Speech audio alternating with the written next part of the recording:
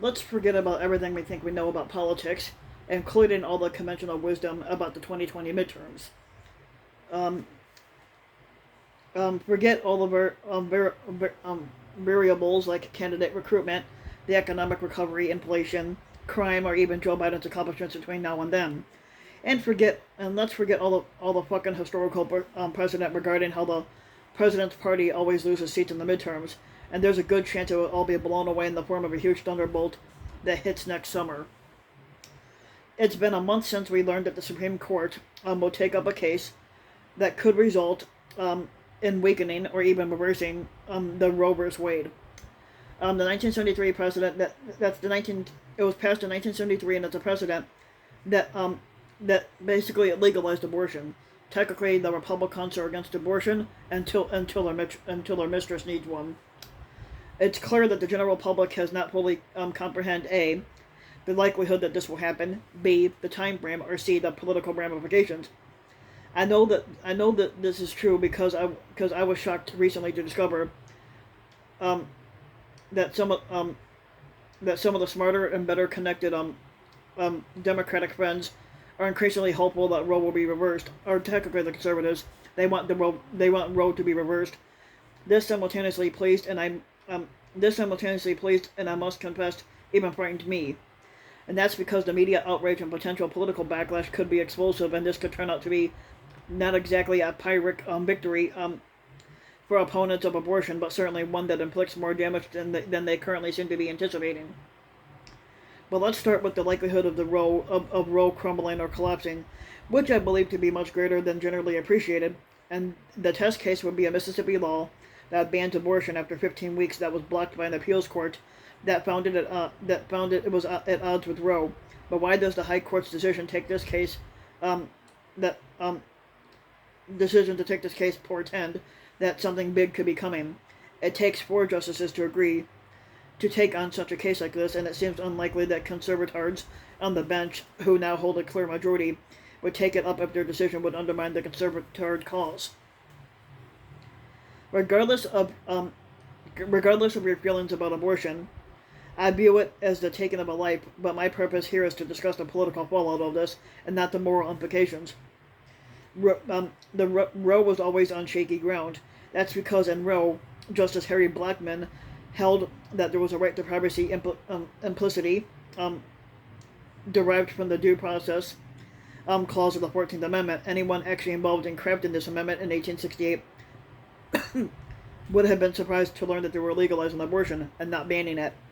Abortions in the U.S. have become criminalized except in instances where the life of the mother was at stake around 1880, and the amendment did nothing to change that for almost 100 years. And it's not just conservators who believe the Roe decision was a bad one. Ruth Bader Ginsburg famously agreed that the president was reasonably bad too. Um, it's also possible that the court could decide the case on a narrower ground that doesn't require actually ending Roe. But if the goal were to nibble around the edges, conservators in the High Court might have sought out a case that could have been decided on smaller ground. The court could have made it clear that it was rethinking the Planned Parenthood versus Casey, um, teeing up more cases. But on the important note, it's common to refer to Roe as a shorthand, but the key case is 1992's Planned Parenthood versus Casey. And in that particular case, the Supreme Court had supported, or basically passed to affirm the core right of Roe, but replaced Roe's 3 trimester framework with the nebulous undue burden test. Short of completely overturning Roe, I think the most likely decision would allow states to ban abortion after 15 weeks. And this may surprise readers, but this law would still be more democratic than cosmopolitan France. But even more so, and regardless, this would still create a firestorm of backlash. To fully appreciate this, it's important to understand how important this hot button issue has been for nearly 50 years, and with public opinion remaining divided even as it's shifted dramatically even onto things like gay rights and interracial marriage. It's entirely possible that Donald Trump would not have been elected in 2016 had he not decided to publish a list of conservative judges that he would nominate if elected, and had Mitch McConnell not decided to keep Justice Antonin Scalia's seat open. Those 2 decisions pushed conservative voters who otherwise did not like Trump to pull the lever for him. But Roe's impact goes much deeper than recent history. It's impossible to overstate how it has affected the last nearly 5 decades of American politics. Roe basically had short-circuited the arguments being hashed out by legislators that might have led to some consensus or provided some sense of closure. In most cases, when the court rules against public opinion, the public eventually comes around and agrees with the court. And that hasn't happened with Roe, as is evidenced by the ugly fights over confirming judges like Robert Bork, Clarence Thomas, and the rapist Brett Kavanaugh.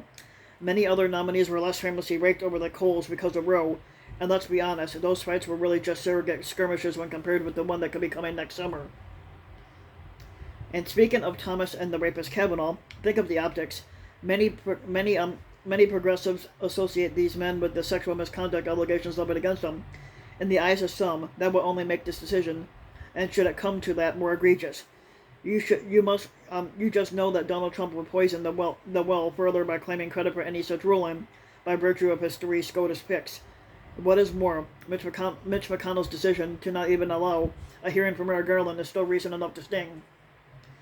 The long-term the long-term implications of all this could involve with the white college educated suburbanites, and they're fleeing the GOP in even larger numbers than we've seen before, as well as ironically removing what is one of the few remaining reasons that the never-Trump conservators might have had for staying in the party. And to be sure, those who believe that this is a life-or-death moral issue should be willing to suffer political consequences, but suffer they may.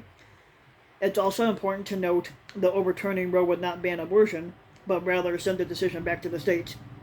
Interestingly enough, though, this too could pose a political problem for Republicans. Gaming out what might happen here. It's possible that conservative voters who wrongly assumed all this would actually ban all abortion will be disenchanted and feel misled by a corrupt system and its establishment elites. It's also possible that woke capitalist corporations might then decide to boycott states that would impose the abortion restrictions, which could lead to a backlash against the backlash. And just imagine the fights that would be happening in numerous state capitals. And lastly, this could upset everything we know about the 2022 midterms right now. History suggests that Republicans will reclaim the House and Senate. Hopefully not, but all bets are off if this political atomic bomb hits. And if it does hit, it would likely be